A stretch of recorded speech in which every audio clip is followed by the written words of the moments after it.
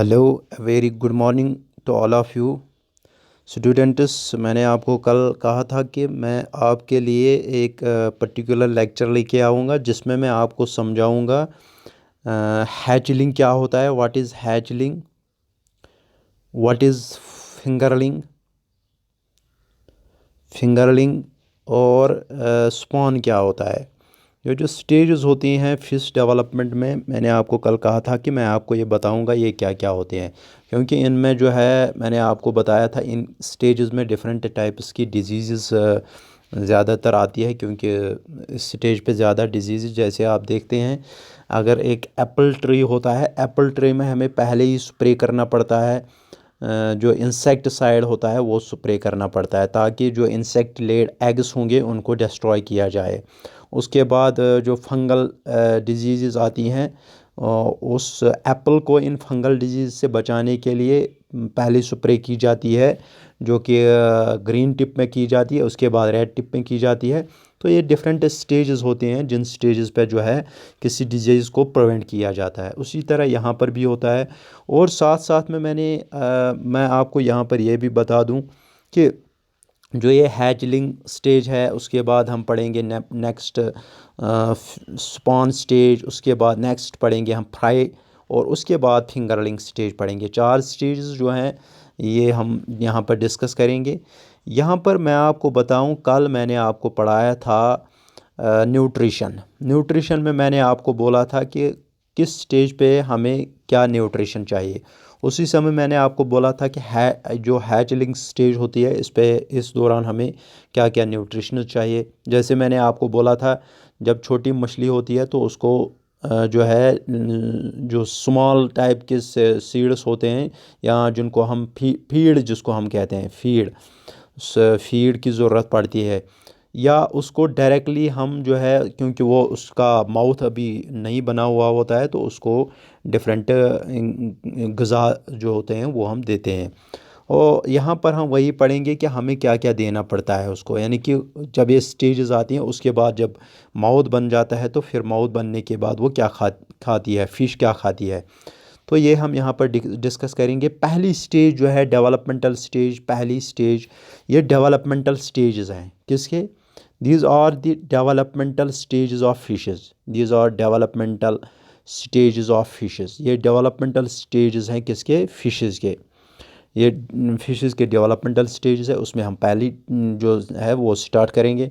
पहला जो है वो है हैचलिंग। आपको पता ही है, आपने अंडा देखा होगा, have you seen the egg, आपने एग को देखा होगा।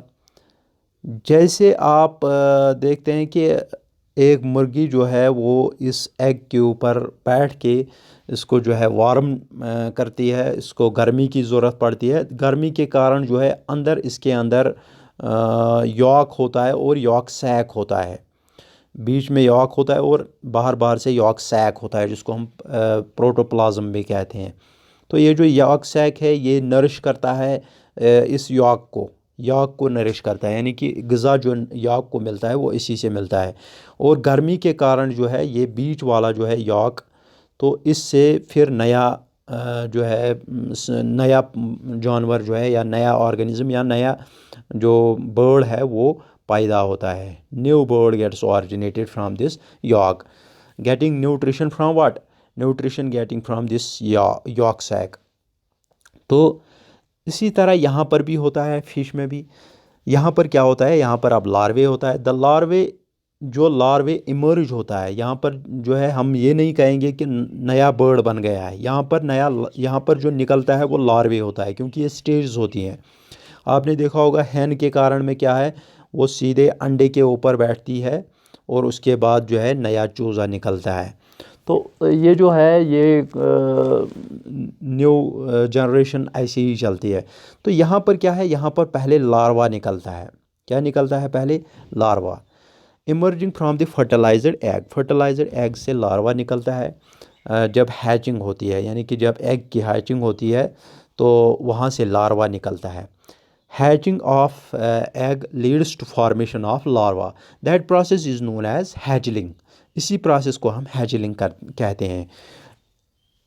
It is characterized by the presence of yolk sac hanging below from where it draws its nutrition for 2 to 3 days. ये जो है इट इज़ कैरेक्टराइज्ड बाय, इसकी कैरेक्टराइजेशन कैसे होती है, यानी कि कैसे हम कह सकते हैं कि ये जो है लार्वा तैयार होके बन गया है। तो ये जो है ये लार्वा जो है अपना नरिशमेंट कहाँ से हासिल करता है, जो कि हैंगिंग यॉर्क सैक होता है। Yolk sac, hanging yolk sac जो होता है उसी से नरिशमेंट हासिल करता है। ये 2 से 3 दिन draws it is nutrition for 2 to 3 days, और उसके बाद ही जो है लार्वल स्टेज तैयार होके बन जाती है। At this stage the mouth is not formed, चूँकि ये वो स्टेज है जिस स्टेज पे माउथ अभी नहीं बना है, यानी कि माउथ की अभी फॉर्मेशन नहीं हुई है। और जब माउथ ही नहीं है तो ये गज़ा कहाँ से लेगा, hence it does not take food from outside, इसीलिए इसको बाहर से गज़ा नहीं मिलता है। तो ये गज़ा कहाँ से लेता है, इसी यॉर्क सैक से। From this particular yolk sac it gets it is nourishment and finally becomes a larval stage. और उसके बाद जो है नेक्स्ट हम देखेंगे, नेक्स्ट लार्वल, ये आप देख सकते हैं कैसे दिखाया है यहाँ पर इमेज में। नेक्स्ट स्टेज जो है वो है spawn. As soon as the yolk sac of the hatchling is absorbed it is known as spawn. जैसे ही यॉर्क सैक को एब्जॉर्ब किया जाता है, यानी कि उसको ख़त्म किया जाता है, यानी कि जो ये मान लो ये एग है, इसके बाहर बाहर जो यॉर्क सैक है ये अब मान लो ख़त्म हो गया है, यानी कि अब खाली जो है वहाँ पर अंदर वाला जो यॉर्क है वो रह गया। अब ये डेवलप हो गया है थोड़ा सा, इसमें ऐसे ऐसे टाइप का बन गया है। तो for and it starts taking small, और इस स्टेज पे जो है इसका माउथ भी बना हुआ होता है, ऐसे ऐसे थोड़ा सा माउथ बना हुआ होता है। और इसी स्टेज पे जो है ये जूप्लैंक्टॉन्स को खाता है, लाइक जिनमें रोटिफोर्स आते हैं, या supplementary feed like egg York, या सप्लीमेंट्री फीड हम करते हैं यानी कि in the form of egg York, या फाइनली पाउडर्ड ऑयल केक्स को हम डालते हैं, या राइस ब्रान जो होता है उसको डालते हैं। और उसके बाद ये माउथ से खा के फिर अगली स्टेज की डेवलपमेंट के लिए तैयार होता है। और अगली स्टेज की डेवलपमेंट क्या है, वो है fry. As soon as spawn, ये देखिए ये यहाँ पर माउथ बाज़ाब्ता तौर पर बन गया है, यहाँ पर आप देख सकते हैं ये माउथ है।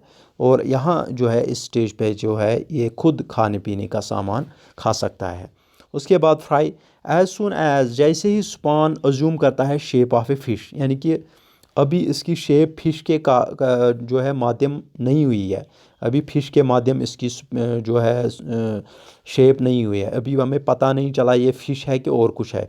तो जब ये जो इसकी शेप फिश के माध्यम होती है, ये आप ये देख सकते हैं यहाँ पर।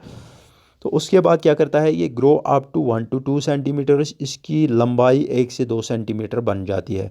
It is known as fry, इसी को हम फ्राई कहते हैं। और इस स्टेज पे क्या करता है, ये स्मॉलर साइज जूप्लैंक्टॉन को खाता है। जूप्लैंक्टॉन्स होते हैं वो जिनमें जो है बहुत animal as well as plant character होते हैं। It takes about 7 to 10 days for the spawn, 7 से 10 दिन लगते हैं स्पॉन को ग्रो करने में, किस में, इस फ्राई स्टेज में। फ्राई स्टेज में कितने दिन लगते हैं ग्रो करने के लिए, 7 से 10 दिन। उसके बाद next fry stage, fingerling stage. Fingerling stage जो है जब फिश फिंगर शेप, यानी कि